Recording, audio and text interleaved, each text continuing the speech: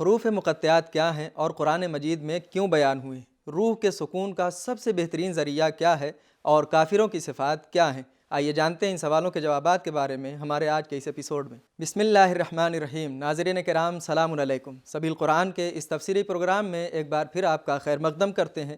اللہ کی بارگاہ میں شکر گزار ہیں کہ اس نے توفیق دی، ایک بار پھر ایک اور سورہ کی تفسیر لے کر آپ کی خدمت میں حاضر ہوئے ہیں، جس کا نام سورہ شعراء ہے۔ آج کے اس ایپیسوڈ میں اس سورہ کی آیت نمبر 1 سے 6 تک کی تفسیر پیش کریں گے۔ تو آئیے سب سے پہلے اس سورہ کی آیت نمبر 1، 2 اور 3 کی تلاوت کو اس کے ترجمے کے ساتھ سنتے ہیں۔ کتاب انزلناه الیک مبارک لیدبروا آیاته ولیتذکر اولو الالباب۔ بسم اللہ الرحمن الرحیم۔ طاسیم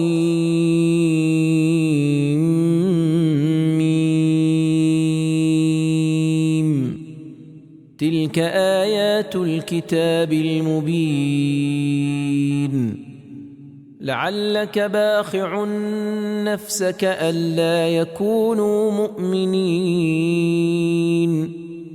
طاسیم، یہ ایک واضح کتاب کی آیتیں ہیں۔ کیا آپ اپنے نفس کو ہلاکت میں ڈال دیں گے کہ یہ لوگ ایمان نہیں لا رہے ہیں؟ تلاوت اور ترجمے کو سننے کے بعد اب آئیے اس آیت میں موجودہ نکات کو بھی غور سے سنتے ہیں۔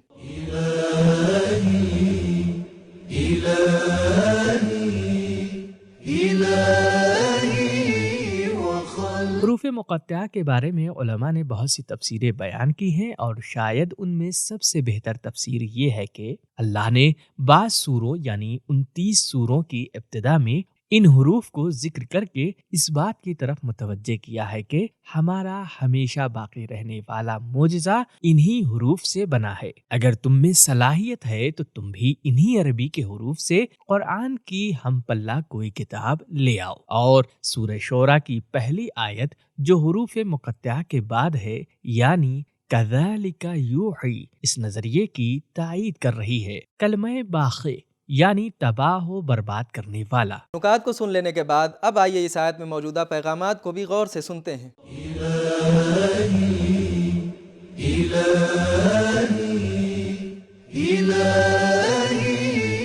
نمبر 1، ایک جامع مکتب اور آئیڈیالوجی کے لیے ضروری ہے کہ وہ ایک ایسی مضبوط، مستحکم اور یقینی منطق اور پیغام رکھتا ہو جو واضح ہو اور تحریری شکل میں موجود ہو، جس تک ہر ایک پہنچ سکتا ہو۔ نمبر 2، قرآن کا مقام و مرتبہ بہت بلند ہے۔ تلکا عربی زبان میں تلکا دور کے اشارے کے لیے استعمال ہوتا ہے، جو بہت ہی بلند مقام کی طرف اشارہ ہے۔ نمبر 3، کسی چیز کی تکرار اور اس کا بار بار ذکر کرنا تربیت کے اصولوں میں سے ہے۔ یہ آیت تلکا آیات الکتاب المبین سورہ یوسف، سورہ قصص، سورہ شعراء میں حروف مقطعہ کے بعد تکرار ہوئی ہے۔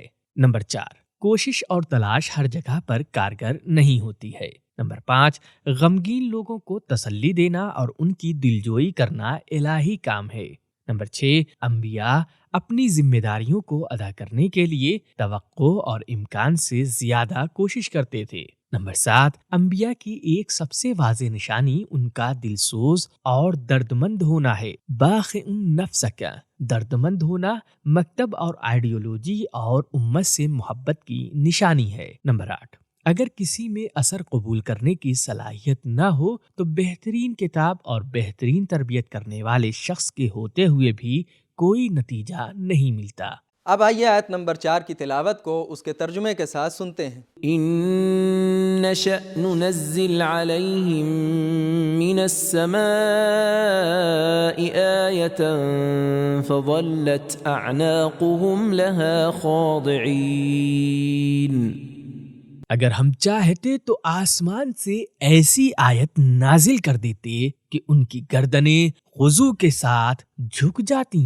تلاوت اور ترجمے کو سننے کے بعد اب آئیے اس آیت میں موجودہ پیغامات کو بھی سنتے ہیں۔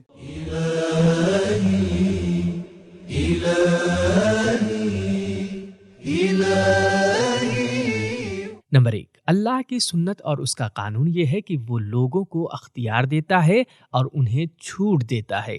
نمبر 2، اللہ کی قدرت و قوت کی طرف متوجہ ہو جانا روح کے سکون و اطمینان کا بہترین ذریعہ ہے۔ نمبر 3، ایمان کا مسئلہ اختیاری ہے، خود سے انتخاب کرنا چاہیے، اس میں کوئی زبردستی نہیں ہونی چاہیے۔ اب آئیے آیت نمبر 5 اور 6 کی تلاوت کو اس کے ترجمے کے ساتھ سنتے ہیں۔ وما يأتيهم من ذكر من الرحمن محدث إلا كانوا عنه معرضين فقد كذبوا فسيأتيهم أنباء ما كانوا به يستهزئون۔ لیکن ان کی طرف جب بھی خدا کی طرف سے کوئی نیا ذکر آتا ہے تو یہ اس سے منہ موڑ ہی لیتے ہیں۔ یقیناً انہوں نے تکذیب کی ہے، یعنی جھٹلایا ہے، تو عنقریب ان کے پاس اس بات کی خبریں آ جائیں گی جس کا یہ لوگ مذاق اڑا رہے تھے۔ تلاوت اور ترجمے کو سننے کے بعد اب آئیے اس آیت کے نقطے کو بھی سنتے ہیں۔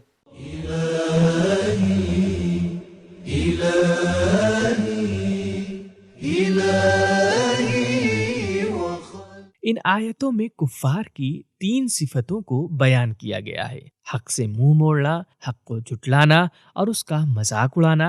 بے شک انسان رفتہ رفتہ دھیرے دھیرے گمراہی اور بربادی کی طرف جاتا ہے۔ پہلے تو حق سے منہ موڑتا ہے، اسے اہمیت نہیں دیتا ہے، پھر حق کو جھٹلاتا ہے اور پھر حق کا مذاق اڑاتا ہے۔ ان میں سب سے بری صفت حق کا مذاق اڑانا اور حق کا مسخرہ کرنا ہے۔ اسی لیے اس آیت میں یہ ارشاد ہوتا ہے کہ عنقریب جس کا یہ لوگ مذاق اڑا رہے تھے اس کی خبر ان تک پہنچے گی۔ یہ ارشاد نہیں ہوا کہ عنقریب منہ موڑ لیں یا جھٹلانے کی خبر ان تک پہنچے گی۔ نقطے کو جان لینے کے بعد اب آئیے اس آیت میں موجودہ پیغامات کو بھی سنتے ہیں۔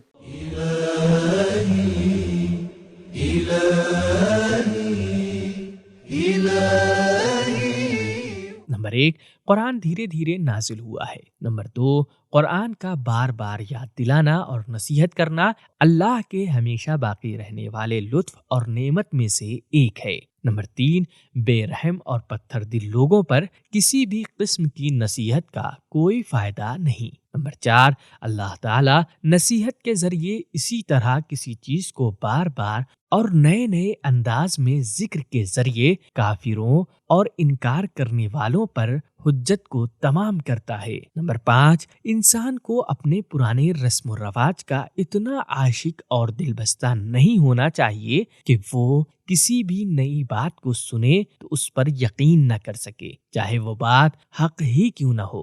نمبر 6، دین انسان کی ہوشیاری اور سمجھداری کا سبب ہے، نہ کہ بے ہوشی اور بے عقلی کا۔ نمبر 7، کچھ لوگوں نے حق کو قبول کرنے سے پہلے ہی ضد اور ہٹ دھرمی کے راستے کو اختیار کر لیا ہے، یعنی حق سے دوری اور حق سے منہ پھیر لینا ہمیشہ سے کچھ لوگوں کا رویہ رہا ہے۔ نمبر 8، حق سے منہ موڑنا اس وقت زیادہ خطرناک ہے جب اس کی بنیاد اور وجہ تکذیب و جھٹلانا ہو۔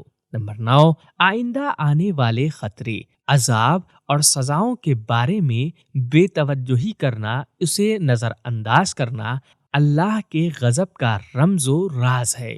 نمبر 10، وہ لوگ جو حق اور اس کے طرفدار کا مذاق اڑاتے ہیں ان کا یہ کام بے جواب نہیں رہے گا، بلکہ جلد ہی اس کا جواب انہیں اسی دنیا میں یا موت کے وقت یا برزخ میں یا رجعت کے وقت یا قیامت میں ضرور ملے گا۔